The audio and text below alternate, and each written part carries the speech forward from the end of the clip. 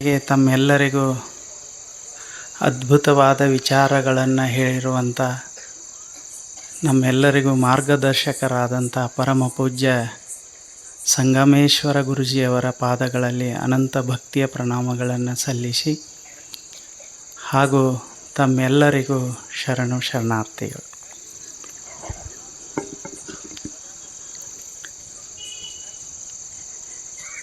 ಈಗ ನಿಮ್ಮನ್ನೆಲ್ಲ ನೋಡಿಬಿಟ್ರೆ ಮಾತಾಡಬಾರ್ದಂತ ಅನ್ನಿಸ್ತ. ಯಾಕಂದ್ರೆ ನಿಮ್ಮನ್ನು ನೋಡೋದೇ ಒಂದು ಸಂತೋಷ.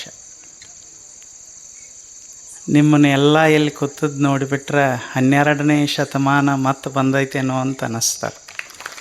ಅಷ್ಟು ಸಂತೋಷ. ಅಪ್ಪುಗಳು ಇಲ್ಲಿ ಒಂದು ತಿಂಗಳ ಪ್ರವಚನ ಮಾಡ್ಯಾರ. ಆ ಜಾಗ ನೀವು ಪವಿತ್ರವಾಗಿ ಕಾಯ್ಕೊಂಡಿರಲ್ಲ, ಅದೇ ಬಹಳ ಸಂತೋಷ. ಇಲ್ಲಿ ಒಂದು ದೇವಸ್ಥಾನದ ಥರ ಅದ ಇಲ್ಲ, ಇಲ್ಲೇನಿಲ್ಲ. ಎಷ್ಟು ಶಾಂತ ಸಮಾಧಾನ. ಈಗ ನೀವೆಲ್ಲರೂ ಕೂತೀರಿ. ಯಾಕೆ ಶಾಂತ ಸಮಾಧಾನ ಅನ್ನಿಸ್ತದ ಅಂದರೆ ನಿಮ್ಮ ತಲೆಯಾಗೂ ಏನೂ ಇಲ್ಲ, ನಮ್ಮ ತಲೆಯಾಗೂ ಏನೂ ಇಲ್ಲ. ಈಗ ಏನೇನರೇ ತಲೆಯಾಗಿತ್ತಂದ್ರೆ ಎಕ್ಸ್ ಜಾತಿ, ವಾಯ್ ಜಾತಿ, ಆ ಪಕ್ಷ ಈ ಪಕ್ಷ ಇವೆಲ್ಲ ತಲೆಯಾಗ ಹಾಕ್ಕೊಂಡು ಈಗ ಒಂದು ಸ್ವಲ್ಪ ಹಳ್ಳಿಗಳ ಗದ್ದಲ ಹಿಡ್ದಾವ.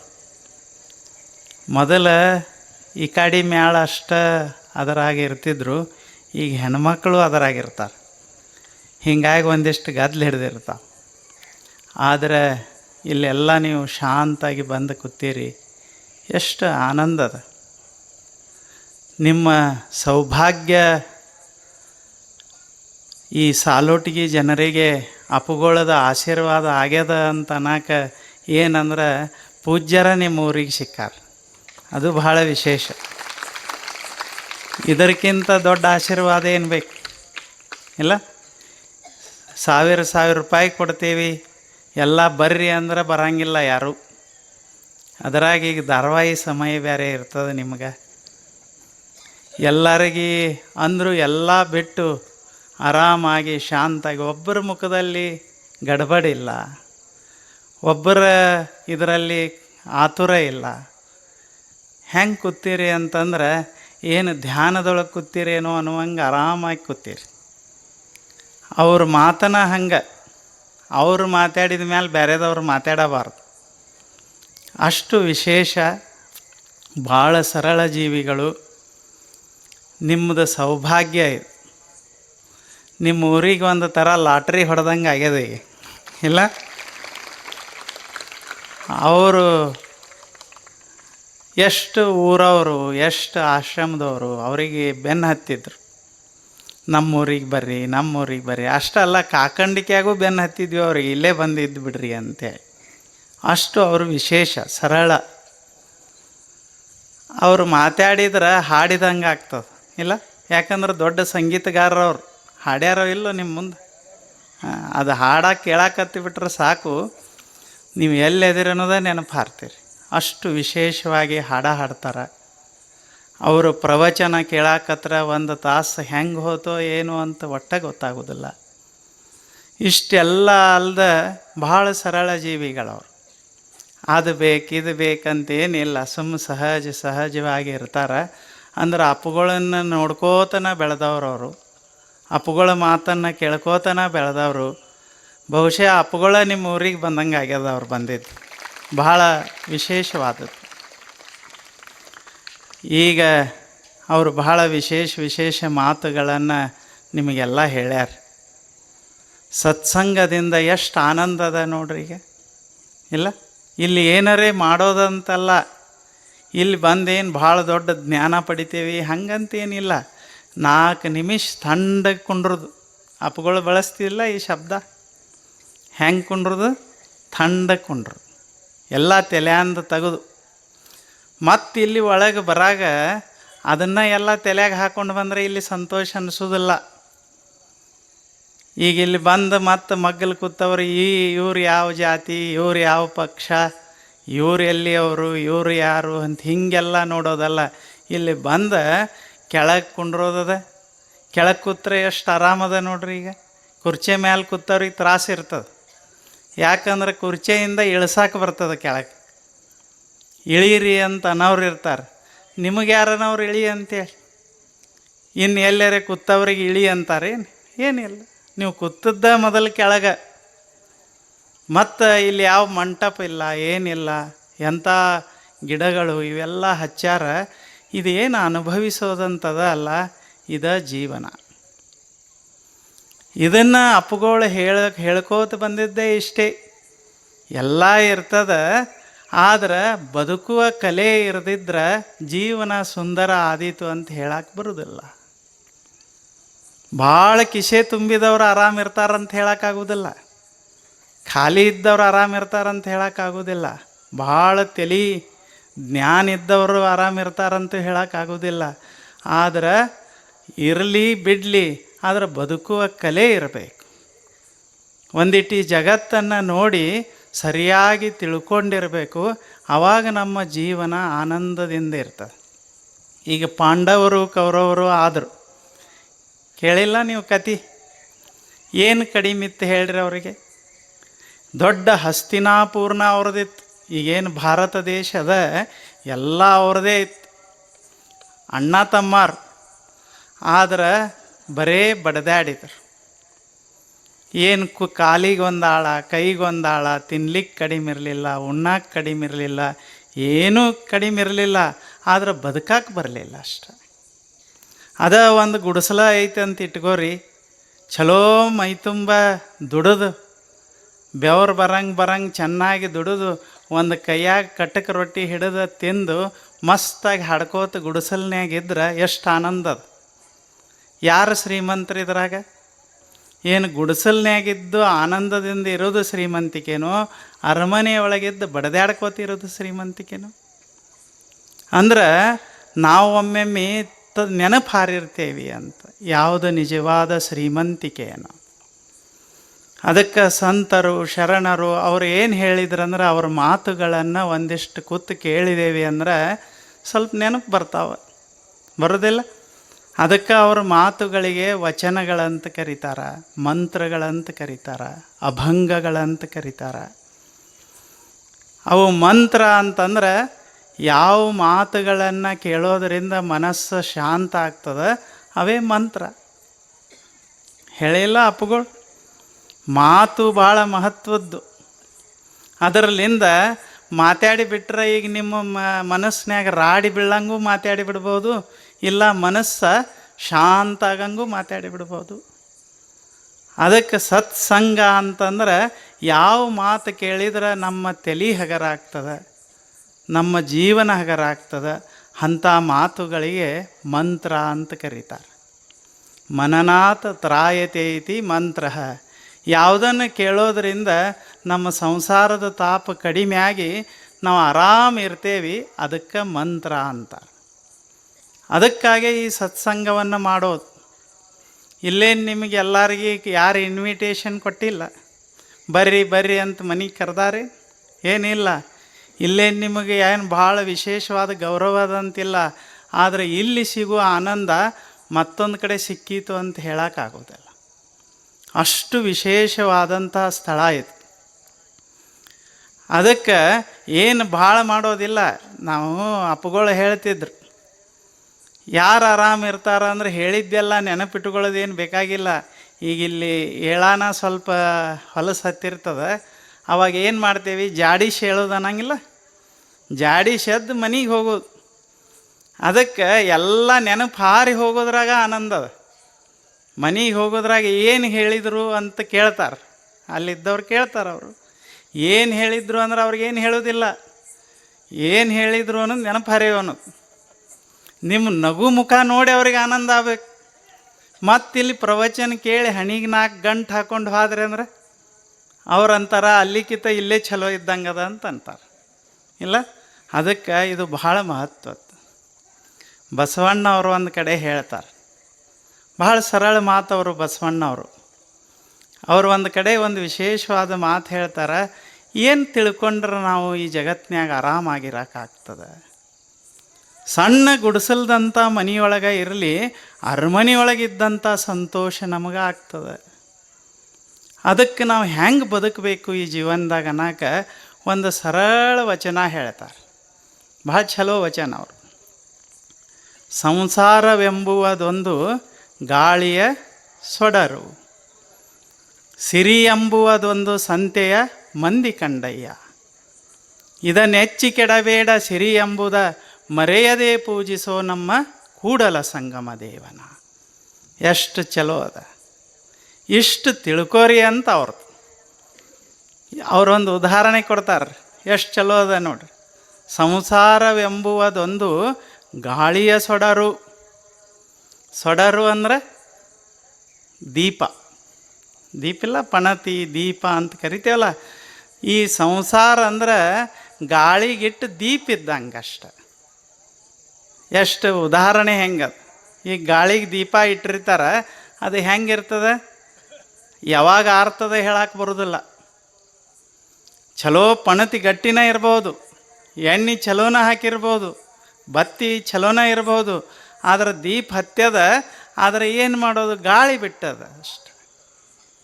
ಆ ಗಾಳಿಗಿಟ್ಟು ದೀಪ ಹೆಂಗೆ ಅಳಗ್ಯಾಡ್ತಿರ್ತದೆ, ಹಂಗೆ ಇವೆಲ್ಲ ದೀಪ ಇದ್ದಂಗೆ. ಇವೆಲ್ಲ ಏನಿಲ್ಲ, ಈಗೆಲ್ಲ ನಾವು ಅದೇವಲ್ಲ, ಒಂದು ದೀಪ ಇದ್ದಂಗೆ.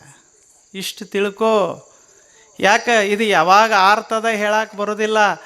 ಆರೋದ್ರಾಗ ನಾವು ಸಂತೋಷದಿಂದ ಬದುಕೋದಷ್ಟೇ. ಇಲ್ಲೇನೋ ಒಂದು ಮಾಡಿ ಹೋಗ್ತೀವಿ ಅಂತಲ್ಲ, ಏನಾರೇ ಒಂದು ಗದ್ದಲ ಮಾಡೋದಂತಲ್ಲ. ಸಂಸಾರ ಅಂತ ಕರಿತಿಲ್ಲ. ಸಂಸಾರ ಅಂದ್ರೆ ಯಾವುದು ಸರಿತದ ಅದು ಸಂಸಾರ. ಸಂಸಾರ ಅಂದ್ರೆ ಬರೀ ಲಗ್ನ ಆಗೋದು ಹಿಂಗಂತಲ್ಲ. ಈ ಜಗತ್ತಂದ್ರನೇ ಸಂಸಾರ. ಜಗತ್ತಂತ ಕರೀತಾರೆ ಇದಕ್ಕೆ. ಏನಂತ ಕರೀತಾರೆ? ಜಗತ್. ಜಗತ್ ಶಬ್ದದ ಅರ್ಥ ಜಮ್ ಗಚ್ಚತಿ ಇತಿ ಜಗತ್. ಯಾವುದು ಸರಿತದ ಅದು ಜಗತ್ತು. ಈಗೆಲ್ಲ ಸರಿಯಾಕತ್ತಿಲ್ಲ, ಎರಡು ರೀತಿಯಿಂದ ಸರಿತದ ಇದು ಜಗತ್ತು. ಈಗೇನು ನಾವು ಎಲ್ಲ ಹಿಂಗೆ ಇದ್ದೇವೆ ಏನು? ಮೊದಲು ತೊಟ್ಟಲ್ದಿಂದ ಬಂದವರೇ ಎಲ್ಲರೂ. ಹಿಂಗೆ ತೊಟ್ಟಲ್ದಾಗ ಬಂದಾಗ ಹೆಂಗೆ ಇರ್ತೀವಿ, ಸಣ್ಣ ಹುಡುಗರಿದ್ದಾಗ ಹೆಂಗೆ ಓಡಾಡ್ತಿರ್ತೀವಿ. ಆಮೇಲೆ ಒಂದಿಟ್ಟು ಸಮಯ ಆಗೋದ್ರಾಗ ಮೈಯಾಗೆಲ್ಲ ಶಕ್ತಿ ಬಂದಂಗೆ ಆಗ್ತದೆ. ಆಮೇಲೆ ಶಕ್ತಿ ಬಂದೈತೆ ಅನ್ನೋದ್ರಾಗನ ಗಾಡಿ ಇಳಕಲಿಗೆ ಬಿದ್ದಿರ್ತದೆ. ಹಗರ್ಕ ಬಿಳಿ ಕೂದಲು ಬರೋಕೆ ಶುರು ಮಾಡ್ತಾವೆ. ಯಾಕೆ ಬಂದು ಬಿಳಿ ಕೂದಲು ಅಂದ್ರೆ ಅವು ಹೇಳ್ತಾವ ಇನ್ನು ತಾಯಮ್ಮನಿಂದ ಮುಗೀತು. ನಾವೇನಂತೀವಿ, ಖಾಯಂ ಇದ್ದು ಬಿಡ್ಬೇಕು ಈ ಜಗತ್ನ್ಯಾಗ ಅಂತ. ಈ ಜಗತ್ನ್ಯಾಗ ಯಾವುದೂ ಖಾಯಂ ಇರೋದಿಲ್ಲ. ಇಷ್ಟು ತಿಳ್ಕೋ, ಆರಾಮಿರ್ತಿ. ಗಾಳಿಯ ಸೊಡರು ಇದು. ಎಷ್ಟು ಚಲೋ ಬಸವಣ್ಣ ಅವ್ರು ಹೇಳೋದು. ಸಂಸಾರವೆಂಬುದೊಂದು ಗಾಳಿಯ ಸೊಡರು. ಈಗ ಮನೆ ಕಟ್ಟಿರ್ತಾರೆ, ಹೆಸರು ಹಾಕಿರ್ತಾರೆ. ಎಲ್ಲ ಜೀವನ ಪ್ರತಿ ದುಡುದು ಮನೆ ಕಟ್ಟಿರ್ತಾನೆ. ಅದ್ರಾಗ ತಮ್ಮ ಹೆಸರು ತಮ್ಮದು ತಮ್ಮ ಮನೆಯವ್ರದ್ದು ಕೂಡಿ ಹೆಸರು ಹಾಕಿರ್ತಾರೆ. ಮುಂದೆ ಮಕ್ಕಳು ದೊಡ್ಡ ಆಗೋದು ಅಂದ್ರೆ ಏನು ಮಾಡ್ತಾರೆ, ಅವ್ರು ಅಂತಾರೆ, ಹಗರ್ಕ ಇಲ್ಯಾಕೆ ಕೂತಿ ಮನ್ಯಾಗ, ಸ್ವಲ್ಪ ಅಲ್ಲಿ ಆಶ್ರಮದು ಐತಿ ಆ ಕಡೆ ಹೋಗು ಅಂತಾರೆ. ಅಲ್ಲೆಟ್ಟು ಹೋಗುತ್ತ ಬಾ ಹಂಗೆ ಅಂತಾರೆ. ಮಕ್ಕಳು ಮೊಮ್ಮಕ್ಕಳದು ಬರೋಣ, ಮನ್ಯಾಗ ಯಾಕದಿ, ಅವ್ರಿಗೆ ಜಾಗ ಇಲ್ಲ, ಸ್ವಲ್ಪ ಹೊರಗೆ ಹೋಗು ಅಂತಾರೆ. ಏನು ನಾ ಕಟ್ಟಿದ ಮನೆ ಅಂತ ನಾ ಅಂದ್ರೆ ಅವ್ರಂತಾರೆ, ನೀನ ಕಟ್ಟಿದ್ದು ಕರೆ, ಇನ್ನು ನೀ ಹೋಗೋ ಸಮಯ ಬಂತಷ್ಟೇ, ಹೋಗಬೇಕಾಗ್ತದೆ. ಇದನ್ನು ಮರ್ತೇವಿ, ಖಾಯಂ ಇರ್ತೇವಿ ಅಂದೇವಿ, ತಾಪ ಶುರುವಾಗ್ತದೆ. ಅದಕ್ಕೆ ಹೇಳಂಗಿಲ್ಲ, ನಾ ಅತ್ತಿಗೊಂದು ಕಾಲ ಸೊಸಿಗೊಂದು ಕಾಲ. ನೀವು ಸೊಸಿಯಾಗಿ ಬಂದಾಗ ಮತ್ತೊಬ್ಬರು ಮನೆ ಆಳ್ತಿದ್ರು, ಅದನ್ನು ನೀವು ತೊಗೊಂಡಿರಿ. ಮುಂದೊಂದು ದಿನ ಬರ್ತದೆ, ಮತ್ತೊಬ್ಬರು ತಗೋತಾರೆ ಅಷ್ಟೇ. ಇದು ಇತ್ತು ಅಂದರೆ ಏನು ಅನ್ನಿಸ್ತದ, ಆರಾಮಿರ್ತದೆ. ಗಾಳಿಯ ಸೊಡರು. ಒಬ್ಬ ರಾಜ ಇದ್ದ. ನಿಮ್ಮ ಕಡೆ ಟೈಮ್ ಅದ ಇಲ್ಲೋ? ಅವ್ರು ಹೇಳ್ಯಾರ 1 ತಾಸು ಬಿಡಬೇಡ್ರಿ ಅವ್ರು ನಂದಾರ. ಅದಕ್ಕೆ ಒಬ್ಬ ರಾಜ ಇದ್ದ. ಹಿಂದಕಿನ ಕಾಲದು ದೊಡ್ಡ ಚಕ್ರವರ್ತಿ ಅಂದ್ರೆ ಹಿಂಗೆ ಸಣ್ಣ ಸಣ್ಣ ಭೂಪ್ರದೇಶವನ್ನು ಆಳವ ಅಲ್ಲ. ದೊಡ್ಡ ಭೂಪ್ರದೇಶವನ್ನು ಆಳವಂಗೆ ಏನಂತ ಕರೀತಾರೆ, ಚಕ್ರವರ್ತಿ ಅಂತಾರೆ. ಅವನಿಗೆ ಅನಿಸ್ತು, ನನ್ನಂಗೆ ಯಾರದಾರ? ನಾ ಚಕ್ರವರ್ತಿ, ಹಿಂದೂ ಯಾರೂ ಆಗಿಲ್ಲ, ನಾ ಭೂತೋ ನಾ ಭವಿಷ್ಯತಿ, ಮುಂದೂ ಯಾರೂ ಆಗೋದಿಲ್ಲ. ಅದಕ್ಕೆ ನನ್ನ ಹೆಸರು ಇನ್ನು ಖಾಯಂ ಕೂತು ಬಿಡ್ಬೇಕು. ಮುಂದಿನವರು ನೆನಪಿಡಬೇಕು, ಬರೇ ಈಗಿನವ್ರಂತಲ್ಲ, ಮುಂದಿನವರು ನೆನಪಿರ್ಬೇಕು. ಹಂಗೇನಾರೇ ಮಾಡ್ಬೇಕಂತ ಅವನ ತಲೆಯಾಗ ಹೋಗ್ತು. ಆವಾಗ ಅವ ಅಂದ, ಏನು ಮಾಡೋದು ಅಂತ ವಿಚಾರ ಮಾಡಿದ. ಊರ ಮುಂದೆ ಒಂದು ದೊಡ್ಡ ಬೆಟ್ಟ ಇತ್ತು, ಭಾಳ ದೊಡ್ಡ ಬೆಟ್ಟ, ಹಿಮಾಲಯದ ಬೆಟ್ಟದಂಥದ್ದು ಅದು. ಅಲ್ಲೊಂದು ದೊಡ್ಡ ಬಂಡೆಗಲ್ಲಿತ್ತು. ಅಲ್ಲಿ ನನ್ನ ಹೆಸರು ಕೆತ್ತಿಸ್ಬಿಡುನು, ಅದು ಖಾಯಂ ಉಳಿತದ ಅಂದ. ಹಂಗೆ ಒಮ್ಮೊಮ್ಮೆ ನಮಗೆ ಅನ್ನಿಸ್ತಿರ್ತದೆ, ನಮ್ಮದು ಹೆಸರು ಎಲ್ಲರೇ ಬರಲಿ ಬರಲಿ ಅಂತ ನಾವು ಅಂತಿರ್ತೀವಿ, ಅನ್ನಂಗಿಲ್ಲ. ಅವ ಅಂದ, ಅಲ್ಲಿ ನನ್ನ ಹೆಸರು ಕೆತ್ತಿಸಿಬಿಟ್ರೆ ನನ್ನ ಹೆಸರು ಕಾಯಂ ಉಳಿತದಂದ. ಅಲ್ಯಾರ ಮ್ಯಾಲೆ ಹೋಗಿ ಹೋದವ್ರು, ಅದು ತಲೆಯಾಗಿಲ್ಲ ಅವನಿಗೆ. ಒಟ್ಟು ಬರ್ಸೇ ಬಿಡೋನು ಹೆಸರು ಅಂದದ್ರಾಗ. ಅದಕ್ಕೆ 5-6 ಮಂದಿ ಹೆಸರು ಕೆತ್ತವ್ರು ಇರ್ತಾರಲ್ಲ, ಉಳಿ ಎಲ್ಲ ತಗೊಂಡು ಆ ಬೆಟ್ಟ ಏರಿ ಏರಿ ಏರಿ ಮ್ಯಾಲೆ ಹೋದ. ದೊಡ್ಡ ಬಂಡೆಗಲ್ಲ, ಭಾಳ ದೊಡ್ಡ ಬಂಡೆಗಲ್ಲ ಅದು, ಎಲ್ಲರಿಗೂ ಕಾಣಿಸ್ತದೆ. ನನ್ನ ಹೆಸರು ಬರೆದು ಬಿಟ್ರೆ ಸೂರ್ಯ ಚಂದ್ರ ಇರುವವರೆಗೆ ಇದು ಖಾಯಂ ಇರ್ತೀನಿ ಅಂದ, ಅಜರಾಮರ. ಅಲ್ಲಿ ಹೋಗಿ ಬರೆಸ್ಲಾಕ ಅವ್ರನ್ನ ಕರ್ಕೊಂಡು ಹೋದ. 3-4 ದಿನಸದವರೆಗೆ ಏರಿದ. ಅದನ್ನು ಏರಿ ಬರ್ಯಾಕ ಹೋದ. ಆವಾಗ ಬರ್ಯಾವ ಅಂದ, ರಾಜರೇ ಇಲ್ಲಿ ನಿಮ್ಮ ಹೆಸರು ಬರ್ಯಾಕೆ ಆಗೋದಿಲ್ಲ ಅಂದ. ಸಿಟ್ಟು ಬಂತೀವನ್. ಅಲ್ಲಿ ಬಂದದ್ದ ಬರ್ಸಾಕ ಯಾಕೆ ಬರ್ಯಾಕಾಗೋದಿಲ್ಲ ಅಂದ. ಆವಾಗ ಒಂದು ಮಾತು ಹೇಳಿದ, ಈ ಬಂಡೆಗಲ್ ತುಂಬ ನಿಮ್ಮಂಥ ಚಕ್ರವರ್ತಿಗಳು ಈಗಲೇ ಹೆಸರು ಬರ್ದಾ ಬಿಟ್ಟಾರ ಅಂದವ. ನಿಮ್ಮಂಥವ್ರು ಎಷ್ಟೋ ಮಂದಿ ಬರ್ದಾರ ಅಂದವ, ನೀವ ಒಬ್ಬರ ಅಲ್ಲ, ಎಲ್ಲ ಬರೋದು ತುಂಬೇ ಬಿಟ್ಟಾವ ಇವು ಬಂಡೆಗಲ್ ಅಂದ. ಅವಾಗ ಅವ ಅಂದ, ಮತ್ತು ಇಲ್ಲಿ ತನಕ ಬಂದೇವಲ್ಲೋ, ಹೆಂಗೆ ಹೋಗೋದು? ಅದಕ್ಕೆ ಒಬ್ಬರ ಹೆಸರು ಅಳಕುಸು, ನನ್ನ ಹೆಸರು ಬರಿ ಅಂದ. ಹಿಂದಿನವರು ಹಿಂಗೆ ಮಾಡ್ಯಾರ ಅಂದವ, ಮುಂದೂ ಹಿಂಗೆ ಆಗ್ತದೆ. ಒಬ್ಬರು ಬರ್ತಾರ, ನಿಮ್ಮ ಹೆಸರು ಅಳಕಿಸ್ತಾರ, ಅವ್ರ ಹೆಸರು ಬರೀತಾರ ಅಷ್ಟೆ. ನಾವು ಭ್ರಮೆ ಒಳಗಿರ್ತೀವಿ, ಖಾಯಂ ನಮ್ಮ ಹೆಸರು ಉಳಿತದ ಅಂಥೇಳಿ. ಆದ್ರೆ ಗೊತ್ತಿರಲಿ, ಇಲ್ಲಿ ಯಾರೂ ಖಾಯಂ ಇರುವುದಿಲ್ಲ. ಎಷ್ಟು ಚಲೋ ಇಲ್ಲ? ಸಂಸಾರವೆಂಬುವುದೊಂದು ಗಾಳಿಯ ಸೊಡರು. 4 ದಿನ ಈ ಸಾಲೋಟಿಗೆ ಒಳಗೆ ನಾವು ಪ್ರೇಮದಿಂದ ಬದುಕೋದು ಮಹತ್ವವೇ ವಿನಃ ಎದಕ್ಕರೆ ಬಡ್ದಾಡೋದಲ್ಲ. ಈಗ ಎಷ್ಟು ತಲೆಯಾಗ ಹಾಕ್ಕೊಂಡಿರ್ತೆ. ಈಗ ಬರೋದದ ಬಹುಶಃ ಚೇರ್ಮನ್ ಅಂತ ಇರ್ತದೆ.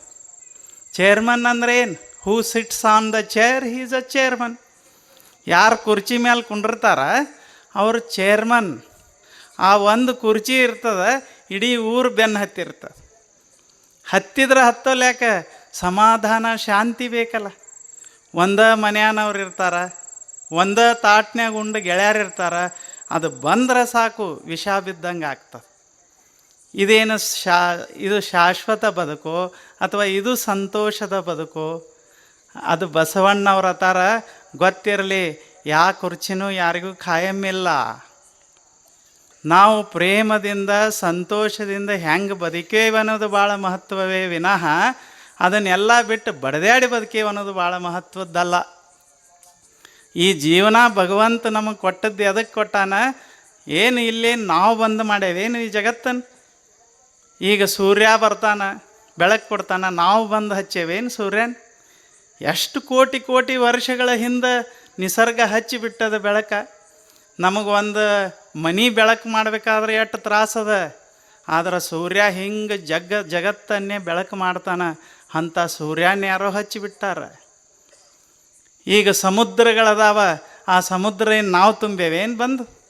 ಏನಿಲ್ಲ, ನಾವು ಬರೋದಕ್ಕಿಂತನ ಮೊದಲ ನಿಸರ್ಗ ತುಂಬ್ಯದ. ನಾವೆಲ್ಲ ಸಂತೋಷದಿಂದ ಬದುಕಲಿ ಅಂತ ಈ ಜಗತ್ತು ನಡೆದದ. ಈಗ ಸಮುದ್ರ ಇಲ್ಲಿದಿಂದ ಒಂದು 500-600 ಕಿಲೋಮೀಟ್ರ್ ದೂರ ಇರಬೇಕು.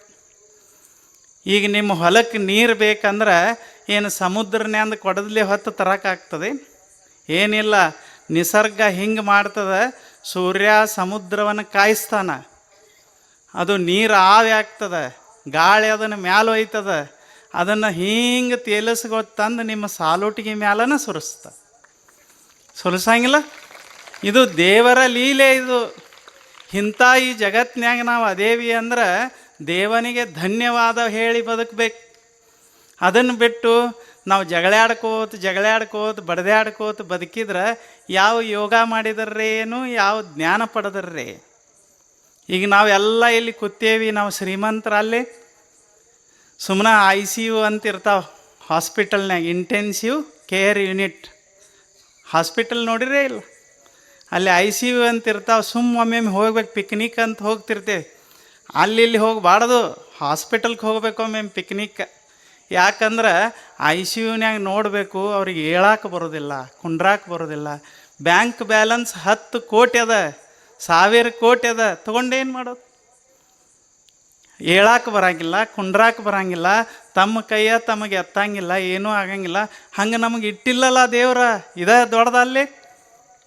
ಇದನ್ನೆಲ್ಲ ನೆನಪು ಹಾರಿ ನಾವು ಎಷ್ಟು ನೆನಪು ಹಾರಿ ಅದರ ಹಿಂದೆ ಬೀಳ್ತೇವಲ್ಲ. ಅದಕ್ಕೆ ಬಸವಣ್ಣನವ್ರಂತಾರ, ಸಂಸಾರವೆಂಬುವುದೊಂದು ಗಾಳಿಯ ಸೊಡಾರು, ಸಿರಿ ಎಂಬುವುದೊಂದು ಸಂತೆಯ ಮಂದಿ. ಇದು ಒಂದು ಸಂತಿ ಮಂದಿ ಇದ್ದಂಗೆ. ಸಂತೆ ಅಂದ್ರೆ ಏನು ಖಾಯಂ ನಡೀತದೆ? ಮುಂಜಾನೆ ಆಗೋದ್ರಾಗ ಎಲ್ಲರೂ ಕೂಡ್ತಾರೆ, ಹಂಗೆ ಸಾಯಂಕಾಲ ಆಗೋದ್ರಾಗ ಎಲ್ಲರೂ ಹೋಗೇ ಬಿಡ್ತಾರೆ. ಹಂಗೆ ನಮ್ಮ ಜೀವನದೊಳಗೆ ಮೈಯಾಗ ಶಕ್ತಿ ಬರ್ತದೆ, ಮನಸ್ಸಿನಾಗ ಶಕ್ತಿ ಬರ್ತದೆ, ಬಂದಂಗೆ ಆಗ್ತಿರ್ತದೆ. ಆಗೋದ್ರಾಗ 70 ಆಗೋದ್ರಾಗ ಹೋಗೇ ಬಿಟ್ಟಿರ್ತಾರೆ. ಇಂಥ ಕ್ಷಣಿಕ ಜೀವನ ಇದು. ಇದನ್ನು ಸರಿಯಾಗಿ ಬಳಸು, ಮರೆಯದೇ ಪೂಜಿಸು. ಪೂಜಿಸೋದಂದ್ರೆ ಎಲ್ಲರೇ ಊದಿನ ಕಡ್ಡಿ ಅದು ಹಿಡ್ಕೊ ಅಂತ ಹಿಂಗಲ್ಲ, ಅದು ಒಂದು ಪೂಜೆ. ಆದ್ರೆ we have to give the respect to this life. It is a incredible gift of the nature. ಇದು ಅಮೂಲ್ಯವಾದ ಕೊಡುಗೆ. ಇದು ಸಿಗಾಕ ನಾವೇನು ದೊಡ್ಡ ತಪಸ್ಸು ಮಾಡಿಲ್ಲ. ನಾವೇನಾರ ಈಗ ಸೂರ್ಯ ಅಂದ ಅಂತ ಇಟ್ಕೋರಿ, ಈಗ ನಾ ಬೆಳಕು ಕೊಡ್ತೀನಿ, ನೀವು ಕರೆಂಟ್ ಬಿಲ್ ಕೊಡ್ರಿ ಅಂತಂದ್ರೆ ನಮಗೇನು ಕೊಡೋಕ್ಕಾಗ್ತದೆ? ಯಾರು ಏನು ಕೊಡೋದಿಲ್ಲ. ಪಾಪಿ ಅಂತಿಲ್ಲ, ಪುಣ್ಯ ಅಂತಿಲ್ಲ, ಹೆಣ್ಮಕ್ಳು ಅಂತಿಲ್ಲ, ಗಂಡ್ಮಕ್ಳು ಅಂತಿಲ್ಲ, ಯಾರಂತ ನೋಡ್ಲಾರ್ದ ಹಂಗೆ ಸೂರ್ಯ ಬೆಳಕು ಕೊಡ್ತಾನೆ. ಈಗ ಭೀಮಾ ನದಿ ಹರಿತದೆ ನಿಮ್ಮ ಸುತ್ತಮುತ್ತ, ಕೃಷ್ಣಾ ನದಿ ಹರಿತದೆ. ಅದು ಎಂದರೆ ಯಾರಿಗಾರ ಕೇಳೇದೇನು ನಮ್ಮ ವಾಟರ್ ಬಿಲ್ ಕೊಡ್ರಿ ಅಂಥೇಳಿ? ಎಂದೂ ಕೇಳಿಲ್ಲ. ನೀವು ಯಾರು ಬಂದ್ರೆ ಏನು ಅದೇನು ಕೇಳೋದಿಲ್ಲ. ನಿಮ್ಮ ಜಾತಿ ಯಾವುದತ್ತು ಕೇಳೋದಿಲ್ಲ, ಪಕ್ಷ ಯಾವುದತ್ತು ಕೇಳೋದಿಲ್ಲ. ನಿನಗೆ ನೀರಡಿಸಿ ಆದ್ರೆ ನಾನು ಬಲ್ಲೆಕ್ಕೆ ನೀರು ಕುಡಿ, ನಿನಗೆ ತಾಪಾಗಿತ್ತಂದ್ರೆ ಒಂದಿಟ್ಟು ಮೈ ಹೊಲಸಾಗಿತ್ತಂದ್ರೆ ನನ್ನೊಳಗೆ ಜಿಗಿ, ನಿನ್ನ ಸ್ವಚ್ಛ ಮಾಡಿಬಿಡ್ತೀನಿ ಅಂತಾನ ಅನ್ನೋದಿಲ್ಲ ನದಿ. ಅಂಥ ಅದ್ಭುತವಾದ ಜಗತ್ತಿನಾಗ ನಾವು ಬದುಕೇವಿ. ಮತ್ತು ನಾವು ಅಲ್ಲಿದ ನಡ್ಕೋತ ನಾವೇ ಬರ್ತೇವೆ, ಕುಂಡಿರ್ತೇವೆ, ಹೇಳ್ತೇವೆ. ಇದು ದೇವ್ರು ಕೊಟ್ಟದ ಅದ್ಭುತ ಕಾಣಿಕೆ. ಅಲ್ಲಿ ಎಷ್ಟು ನಾವು ಕೃತಜ್ಞರಾಗಿರಬೇಕು ದೇವನಿಗೆ. ನಮಗೇನು ಕೊಟ್ಟಾನ ದೇವ್ರು, ನಮಗೇನು ಕೊಟ್ಟಾನ ಅಂತೀವಿ. ಕಾರ್ ಕೊಟ್ಟಿಲ್ಲ ಅಂತೇವಿ, ಕಾಲ ಕೊಟ್ಟಿದ್ದಿಲ್ಲ ಅಂದ್ರೆ ಕಾರ್ ತೊಗೊಂಡು ಏನು ಮಾಡೋದು? ಅನ್ನಂಗಿಲ್ಲೇನು? ನಾವು ಅಂತಿರ್ತೀವಿ ನಮಗೂ ಕಾರ ಕೊಟ್ಟಿಲ್ಲ ದೇವ್ರ ಅಂತೇವಿ. ಅವ್ನು ದೇವ್ರಂತಾನ ಅಲ್ಲೋ, ಕಾಲ ಭಾಳ ಮಹತ್ವದ್ದು. ಉಂಗುರ ಇಲ್ಲ ಅಂತಂದ್ರೆ, ಬೆರಳ ಇರಲಿಲ್ಲ ಅಂದ್ರೆ ಉಂಗುರ ಎಲ್ಲಿ ಹಾಕ್ಕೊಳ್ಳೋದು? ಎಷ್ಟು ಚಲೋ ಬೆರಳದಾವ, ಎಷ್ಟು ಚಲೋ ಕಾಲದಾವ. ಈಗ ಸುಮ್ಮನೆ ಕಾಲು ಹಿಡಿತು, ಕೈ ಹಿಡಿತು ಅಂತಿರ್ತಾರೆ. ನಿಮ್ಮ ಸಾಲೋಟಿಗೆ ಅವ್ರನ್ನ ನೋಡಿದ್ರೆ ದವಾಖಾನಿನ ಬ್ಯಾಡ ಅನ್ನಿಸ್ತದೆ. ಅಷ್ಟು ಶಿವಯೋಗೀಶ್ವರ ದೇವಸ್ಥಾನದ ಅಂಥ ಅದ್ಭುತವಾದ ಕೃಪೆ ನಿಮ್ಮೆಲ್ಲರ ಮೇಲದ. ಅದಕ್ಕೆ ಈ ಆಶ್ರಮ ಇರೋದು ಎದಕ್ಕಂದ್ರೆ ಇಲ್ಲಿ ಮತ್ತೆ ಬಂದು ಆ ಪಕ್ಷ ಈ ಪಕ್ಷ ಅನ್ನಬಾರದು. ಅಂದ್ರೆ ಅಂಥ ಅಮೂಲ್ಯವಾದ ಗುರುಗಳು ಸಿಕ್ಕಿದ್ದು ಕಳ್ಕೊಂಡಂಗೆ. ಏನಿದ್ರು ಈಗ ಇಲ್ಲಿ ಬರಾಕ ಚಪ್ಪಲ್ ಅಲ್ಲೇ ಬಿಟ್ಟು ಬರಂಗಿಲ್ಲ. ದೇವಸ್ಥಾನ ಅಂತ ಇರ್ತದೆ, ಅಲ್ಲಿ ಹೋಗ್ಬೇಕಾದ್ರೆ ಹೆಂಗಿರ್ತದೆ? ನಮ್ಮ ಚಪ್ಪಲ್ ಅಲ್ಲೇ ಬಿಡ್ತೇವೆ, ಒಳಗೆ ಹೋಗ್ತೇವೆ. ಹಂಗೆ ಇಲ್ಲಿ ಒಳಗೆ ಬರುವಾಗ ಎಲ್ಲ ತಲೆ ಅಂತ ತೆಗೆದು, ಎಕ್ಸ್ ಪಕ್ಷನೂ ಇಲ್ಲ, ವಾಯ್ ಪಕ್ಷನೂ ಇಲ್ಲ, ಆ ಜಾತಿನೂ ಇಲ್ಲ, ಈ ಜಾತಿನೂ ಇಲ್ಲ, ನಾವೆಲ್ಲರೂ ಒಂದೇ ಅಂತ ಬರೋದು. ಇಲ್ಲಿ ಎದಕ್ಕೆ ಬರೋದಂದ್ರೆ ಥಂಡಕ್ಕೆ ಕುಂಡ್ರಾಕ. ಇಲ್ಲೇನ್ರಿ ಮತ್ತೆ ಕಾರ್ಬಾರಲ್ಲ, ಊರುಗಾರಿಕೆ ಇಲ್ಲಿ ಮಾಡಬಾರ್ದು. ಗೊತ್ತಾತಿಲ್ಲೋ? ಅದನ್ನು ನಾವೇ ಕೆಡಿಸ್ಕೊಂಡಂಗೆ ಆಗ್ತದೆ. ಇದು ಆಶ್ರಮ ಅಂದ್ರೆ ಇಲ್ಲಿ ಅಪ್ಪಗಳು ಅಡ್ಡಾಡ್ತಾರ ಅಂತ ನೀವು ತಿಳ್ಕೊಬೇಕು. ಹಂಗೆ ತಿಳ್ಕೊಂಡಿರಿ, ಅದಕ್ಕೆ ನೀವು ಉಳಿಸ್ಕೊಂಡಿರಿ. ಅಂಥ ಅದ್ಭುತವಾದ ಗುರುಗಳು ನಿಮ್ಮ ಊರಿಗೆ ಬಂದು 1 ತಿಂಗಳ ಪ್ರವಚನ ಮಾಡ್ಯಾರಂದ್ರೆ ಅವ್ರು ಇಲ್ಲೇ ಅದಾರ ಅಂತ ಬರೋದು. ಎಲ್ಲ ನೆನಪು ಹಾರಿ ಥಂಡ ಕುಂಡ್ರಾಕ ಬರೋದು. ಅಪ್ಪಗಳು ನಮಗೊಂದು ಕತೆ ಹೇಳಂದಾರ ನಿಮಗೆ. ಒಂದು ನಡೆದ ಘಟನೆ ಅದು. ಇಲ್ಲೇ ಪಶ್ಚಿಮ ಬಂಗಾಳದಾಗ ನಡೆದದ್ದು. ಒಬ್ಬ ದೊಡ್ಡ ಶ್ರೀಮಂತ ಇದ್ದ. ಅವ್ರ ಮನೆಯವ್ರು ತೀರ್ಕೊಂಡಿದ್ರು. ಅವನಿಗೆ 2 ಗಂಡಸು ಮಂದಿ ಮಕ್ಕಳಿದ್ರು. ಏನೆಲ್ಲ 500-600 ಎಕರೆ ಜಮೀನ, 3-4 ಫ್ಯಾಕ್ಟ್ರಿ ದೊಡ್ಡ 3 ದೊಡ್ಡ ಬಂಗ್ಲೆ ಅರಮನೆ ಅಂತವು. ನಿಮ್ಮ ಮನೆ ಅಂತವಲ್ಲ. ಇದೇನು 4 ಎಕರೆ ಜಾಗ ಅದಲ್ಲ, ಇಂಥದ್ದೊಂದು ದೊಡ್ಡ ಮನಿನ. ಇಂಥವು 3 ಮನೆ ಇದ್ದು. ಮುಂದೆ ದೊಡ್ಡವಂಗೆ 23-24 ವರ್ಷ ಆಗಿತ್ತು, ಸಣ್ಣವಂಗೆ 21-22 ವರ್ಷ ಆಗಿತ್ತು. ಅವ ಅಂದ, ನಂದು ಯಾಕೋ ಆರೋಗ್ಯ ಸರಿ ಉಳಿತಾ ಇಲ್ಲ, ಮಕ್ಕಳಿಗಿಬ್ಬರಿಗೂ ಚಲೋ ನೋಡಿ ಲಗ್ನ ಮಾಡಿ ಅವ್ರಿಗೆ ಕೊಟ್ಟು ಬಿಡುನು ಅಂದ. ನಡೆದ ಘಟನೆ ಇತ್ತು. ಹಂಗೆ ಲಗ್ನ ಮಾಡಿ ಒಂದು ಮನೆ ಅವ್ರಿಗೆ ಕೊಟ್ಟ, ಒಂದು ಮನೆ ತಮ್ಮಗೆ ಕೊಟ್ಟ, ಒಂದು ಮನೆ ಅಣ್ಣಗೆ ಕೊಟ್ಟ, ಇಬ್ಬರಿಗೂ 300 ಎಕರೆ ಆಸ್ತಿ ಕೊಟ್ಟ, 2 ದೊಡ್ಡ ಫ್ಯಾಕ್ಟ್ರಿ ಕೊಟ್ಟ. ಇನ್ನೊಂದು ಮನೆ ಇದ್ದದ್ರೊಳಗೆ ಅವ ಇದ್ದ. ಹೇಳಿದ, ಇಷ್ಟೆಲ್ಲ ಅದ, ಆರಾಮ್ ತಿಂದುಂಡು ಮಸ್ತಾಗಿ ಇರ್ರಿ, ಇದೇನು ನಾವು ಆದ್ಮೇಲೆ ಈ ಮನೆ ನೀವು ತಗೋರಿ ಅಂತ ಎಷ್ಟು ಅಂದ. ಅದ ಒಂದು ದೊಡ್ಡ ತಪ್ಪು ಮಾಡಿದ್ದ. ಮುಂದೆ 1-2 ವರ್ಷ ಆಗಾನ ಅವನು ತೀರ್ಕೊಂಡ. ಆರೋಗ್ಯ ಸರಿ ಇರಲಿಲ್ಲ. ತೀರ್ಕೊಳ್ಳಾನ ಅವಾಗ ತಮ್ಮಂದ, ಈ ಮನೆ ನನಗಿರಲಿ ಅಂದ. ಅಣ್ಣಂದ, ಹಂಗ್ಯಾಂಗೆ ನಾ ದೊಡ್ಡವದೇನು, ಈ ಮನೆ ನನಗಿರಲಿ ಅಂದ. ಶುರು ಆತು. 300 ಎಕರೆ ಹೋಯ್ತು ತಲೆ ಅಂದು. ಈಗಿದ್ದದ್ದು ದೊಡ್ಡ ಮನೆ ಅನ್ನೋದು ನೆನಪಾರಿದ. ನಮ್ಮ ಕಡೆ ದೊಡ್ಡ ಫ್ಯಾಕ್ಟ್ರಿ ಅದಾವ ಅನ್ನೋದು ನೆನಪಾರಿತು.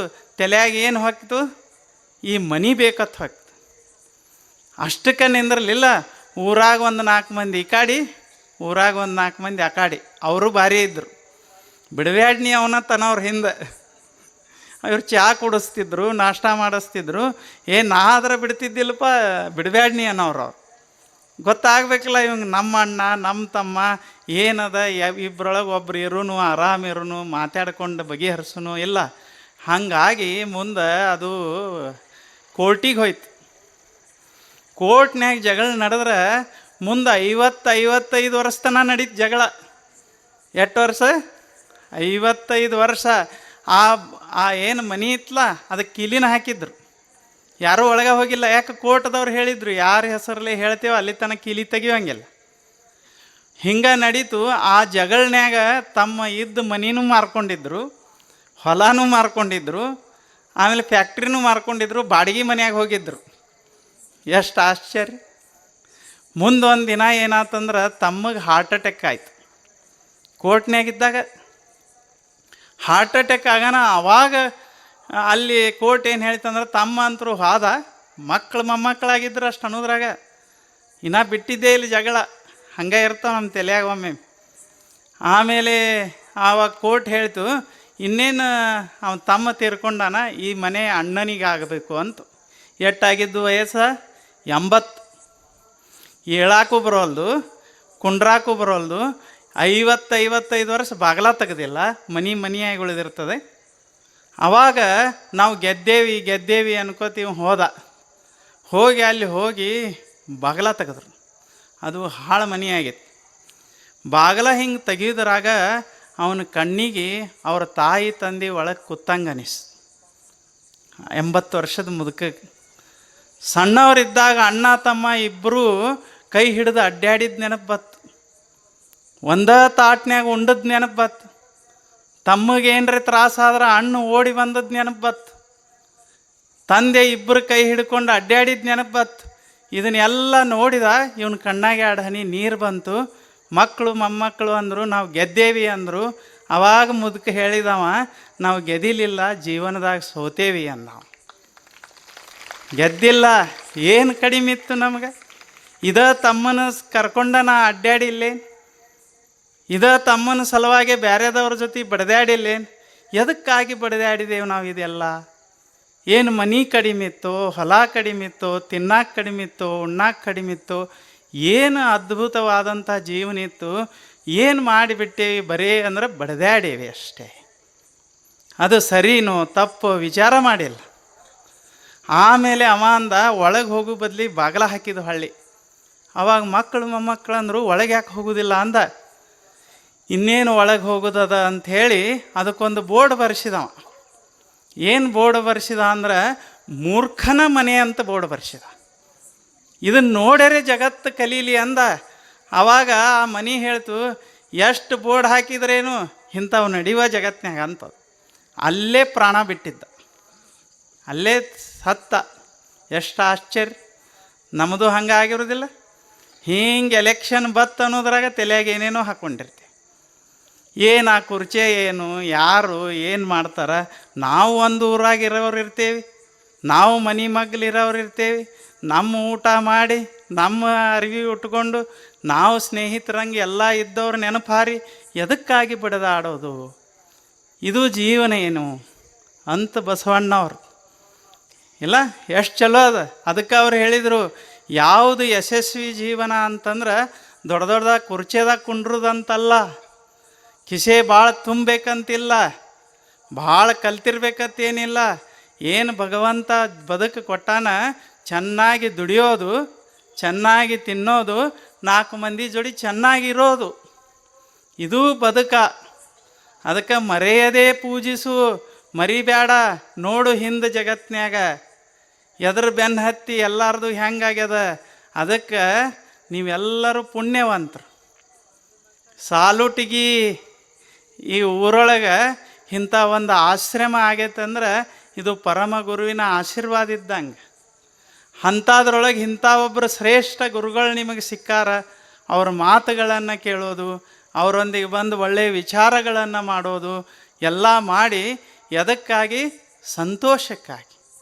ಕಡೀ ಕ್ಷಣದೊಳಗೆ ಹಾಸಿಗೆ ಮ್ಯಾಲೆ ಮಕ್ಕೊಂಡಾಗ ಇಲ್ಲ ಇನ್ನೇನು ದೇಹ ಬಿಡಾಕತ್ತೇವಿ, ಹೊಂಟದ ಪ್ರಾಣ ಅನ್ನಾಗ ಸಂತೋಷ ಅನ್ನಿಸ್ಬೇಕು ನಮಗೆ. ಜನರೇನು ಬನ್ಲರು ಒಳಗಾಗುವ ಕೃತ್ಯವ, ಮನವರಿಯದ ಕಳ್ಳತನವಿಲ್ಲವಲ್ಲ.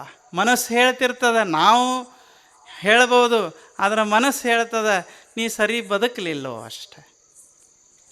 ಏನು ಎದೆದಕ್ಕೆ ಬಡ್ದಾಡಿದಿ, ಯಾರ ಜೊತೆ ನೀ ತಾಪ್ ಮಾಡ್ಕೊಂಡು, ಯಾರ ಜೊತೆ ಸಂತೋಷವಾಗಿರ್ಬೇಕಾಗಿತ್ತು ಅವ್ರ ಜೊತೆನ ಬಡ್ದಾಡಿ ಇನ್ನೇನು ಮಾಡೋದದ ಅಂತ ಹೇಳ್ತದ ಮನಸ್ಸು.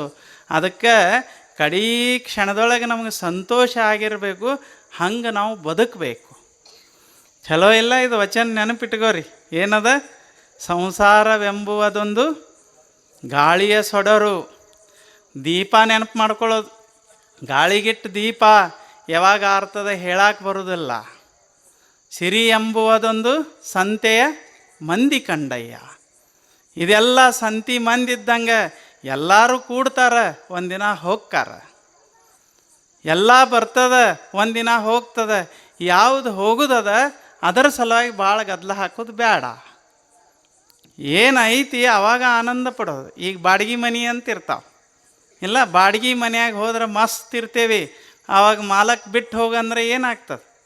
ಏನಿಲ್ಲ, ನಮ್ಮದು ತಗೋತೇವಿ, ಮತ್ತೊಂದು ಮನೆಗೆ ಹೋಗ್ತೇವಿ. ಅದ ನಂದ ಮನೆ ಅಂತಿತ್ತಂದ್ರೆ ಬಿಟ್ಟು ಹೋಗಂದ್ರೆ ನಾಯಕ್ ಹೋಗಲಿ ಅಂತ ಜಗಳ ಚಾಲು ಆಕ. ಅದಕ್ಕೆ ಈ ಜಗತ್ನ್ಯಾಗ ಬದುಕಬೇಕಾದ್ರೆ ಬಾಡಿಗೆ ಮನೆಯಾಗಿದ್ದಂಗೆ ಬದುಕು ಅಂತ ಅವ್ರು ಇಲ್ಲ. ದೇವನ ಮನೆ ಇದು, ಈ ಜಗವೆಲ್ಲ, ಬಾಡಿಗೆದಾರರು ನಾವುಗಳೆಲ್ಲ. ಎಷ್ಟು ವಿಶೇಷದ. ನಿಮ್ಮನ್ನೆಲ್ಲ ನೋಡಿ ಬಿಡಬೇಕತ್ತ ಅನ್ಸೋಲ್ಲ ನಮಗೆ. ಎಷ್ಟು ಆಶ್ಚರ್ಯ ಇದು. ಏನು ನೋಡ್ರಿ, ಒಬ್ರದ್ದು ಟಪಿಗೆ ಹಿಂಗೆ ಕಾಣಕತ್ತಾವ ಅಲ್ಲಿ ತನ.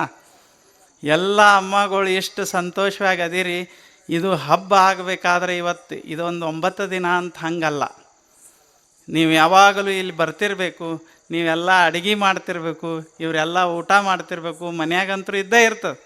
ಏನೋ ಇಲ್ಲಿ ಬಂದು ಕಾಕಂಡ್ಕ್ಯಾಗ ಕೊನೆ ಪ್ರವಚನ ನಡೆದ್ರೆ ಕಾಕಂಡ್ಕಿ ಅಮ್ಮಗಳು ಒಂದು 200 ಮಂದಿ ಹಗಲ ರಾತ್ರಿ ದಿನಕ್ಕೆ 10,000 ಮಂದಿಗೆ ಹೋಳಿಗೆ ಉಣಿಸ್ತಿದ್ರು. ಅವರೇನು ಯಾರಿಗೆ 5 ಪೈಸೆ ಕೊಡ್ತಿದ್ದಿಲ್ಲ, ಏನಿಲ್ಲ. ಯಾಕೆ ಅಂದರು, ನಾವು ಕೇಳಿದ್ವಿ ಅವರಿಗೆ, ಇಷ್ಟು ಹೆಂಗೆ ಸೇವಾ ಮಾಡಕತ್ತೀರಿ ಅಂದರು. ಇಂಥ ದೇವ್ರು ನಮ್ಮ ಊರಾಗ ಬಂದಾಗ ನಾವು ಮಾಡಲಿಲ್ಲ ಅಂದ್ರೆ ನಮ್ಮಂಥ ಮೂರ್ಖರು ಯಾರು ಅಂದರು ಅವ್ರು. ಈಗ ಅವರಿಗೆ ಅಪ್ಪುಗಳು ಇಲ್ಲ ಅಂತಿಲ್ಲ, ಅವ್ರು ಮಾಡಿದ ಸೇವಾಕ್ಕೆ ಅಪ್ಪುಗಳು ದಿನ ಬಂದು ಅವ್ರಿಗೆ ಒಂದೊಂದು ರೊಟ್ಟಿ ಕೊಡ್ತಿದ್ರು. ಅದನ್ನು ನೆನೆಸ್ಕೊಂಡು ಆನಂದದಿಂದ ಇರ್ತಾರೆ. ಅದಕ್ಕೆ ಇವೆಲ್ಲ ಸಂತೋಷದ ಕ್ಷಣಗಳ ಆಗಬೇಕಾದ್ರೆ ಒಂದಿಟ್ಟು ನಮ್ಮ ಮನ್ಯಾಂದು, ನಮ್ಮ ಮನಸ್ಸಿನ್ಯಾಂದು ಎಲ್ಲ ಅವಾಗ ಸ್ವಲ್ಪ ನೆನಪಾರೋದು. ಕಾಯಂ ನೆನಪಾರಿರಿ. ಮತ್ತು ಇಲ್ಲಿ ಕಾಯಂ ಇರೋದಲ್ಲ, ಮತ್ತು ಮನೆಗೆ ಹೋಗೋದು. ಆದ್ರೆ ಅವಾಗವಾಗ ಸ್ವಲ್ಪ ನೆನಪಾರೋದು. ಹಾರಿ ಇಲ್ಲಿ ಅಗದಿ ಯಾವಾಗರೇ ಗುರುಗಳು ಇರ್ತಾರೆ, ಅವ್ರ ಮಾತು ಕೇಳೋದು. ಅಡುಗೆ ನೀವೇ ಎಲ್ಲರೂ ಕೂಡಿ ಬುತ್ತಿ ಕಟ್ಕೊಂಡು ಬರ್ತಿದ್ರೆ ಬುತ್ತಿ ಕಟ್ಕೊಂಡು ಬರೋದು. ಇಲ್ಲ ನೀವು ಮಾಡೋದು, ಇವರೆಲ್ಲ ಉಣೋದು, ಸ್ವಚ್ಛ ಮಾಡೋದು, ಇಲ್ಲಿ ಸೇವಾ ಮಾಡೋದು, ಇದೆಲ್ಲ ಮಾಡ್ಕೋತಿದ್ರೆ ಈ ಆಶ್ರಮ ಇದು ನಮಗೆ ಸಂತೋಷದ ಸ್ಥಾನ ಆಗ್ತದೆ. ಅದಕ್ಕಾಗೆ ನೀವು ಒಳ್ಳೆ ನಿರ್ಧಾರ ತಗೊಂಡಿರಿ, ಒಳ್ಳೆ ಗುರುಗಳು ಸಿಕ್ಕಾರ. ಅದು ನಿಮಗೆ ಅಪ್ಪುಗಳನ್ನ ಸಾಲೋಟಿಗೆ ಮಂದಿನ ಹಂಗೆ ಬಿಡಬಾರ್ದು ಅಂತ ಆಶೀರ್ವಾದ ಮಾಡೇ ಬಿಟ್ಟಾರ. ಇದನ್ನು ಸರಿಯಾಗಿ ಇಟ್ಕೋರಿ. ಮತ್ತು ನೀವು ಎಲ್ಲ ನೋಡಿದ್ರೆ ನಮ್ಗೆ ಹಿಂಗೆ ಅನ್ಸಾಕತ್ತದ, ಕಾಕಣಿಕೆ ಬಿಟ್ಟು ಅವಾಗ ಸಾಲೋಟಿಗೆಗೆ ಬರೋದ ಚಲೋ ಏನೋ. ನಿಮ್ಮ ಜೊತೆಗೆ ಹಿಂಗೆ ಮಾತಾಡೋದು ಕುಂಡ್ರೋದ್ರಿಂದ ಎಷ್ಟು ಆನಂದ ಅನ್ನಿಸ್ತದ. ಹಿಂಗೆ ಭಗವಂತನ ಆಶೀರ್ವಾದ, ಗುರುಗಳ ಆಶೀರ್ವಾದ ನಿಮ್ಮೆಲ್ಲರ ಮೇಲೆ ಯಾವಾಗಲೂ ಇರಲಿ. ನಿಮ್ಮ ಮೇಲೆ ಯಾರ್ದು ದೃಷ್ಟಿ ಬೀಳಾರ್ದಂಗೆ ಇರಲಿ. ನೀವು ಹಿಂಗೆ ಸಂತೋಷವಾಗಿ, ಆರೋಗ್ಯವಾಗಿ, ನೆಮ್ಮದಿಯಿಂದ ಬದುಕುವಂಗಾಗಲಿ ಅಂಥೇಳಿ ಭಗವಂತನಲ್ಲಿ ಪ್ರಾರ್ಥಿಸಿ, ಮತ್ತೊಮ್ಮೆ ಗುರುಗಳು ನಿಮಗೆ ಸಿಕ್ಕಿದ್ದು ನಮಗೂ ಹಂಡೆ ಹಾಲು ಕೊಡದಷ್ಟು ಸಂತೋಷ ಆಗ್ಯದ. ಅವರನ್ನು ನೀವು ಸರಿಯಾಗಿ ನೋಡ್ಕೊಂಡು ಹೋಗ್ಬೇಕು. ಏನು ಅದಾರ ಬಿಡು ಗುರುಗಳಂತ ಹಿಂಗಲ್ಲ, ಅವರು ಉಂಡ್ರೋ ಇಲ್ಲೋ, ಅವ್ರು ಏನು, ಇದೆಲ್ಲ ಜವಾಬ್ದಾರಿ ನಿಮ್ಮ ಎಲ್ಲರ ಮ್ಯಾಲೆ. ಅವ್ರ ಜ್ಞಾನದ ಏನು ಒಂದು ಇದು ಅದ, ಅದನ್ನು ನೀವೆಲ್ಲ ಪಡೀರಿ ಅಂಥೇಳಿ ಮತ್ತೊಮ್ಮೆ ತಮ್ಮೆಲ್ಲರಿಗೆ ನಮಸ್ಕಾರ.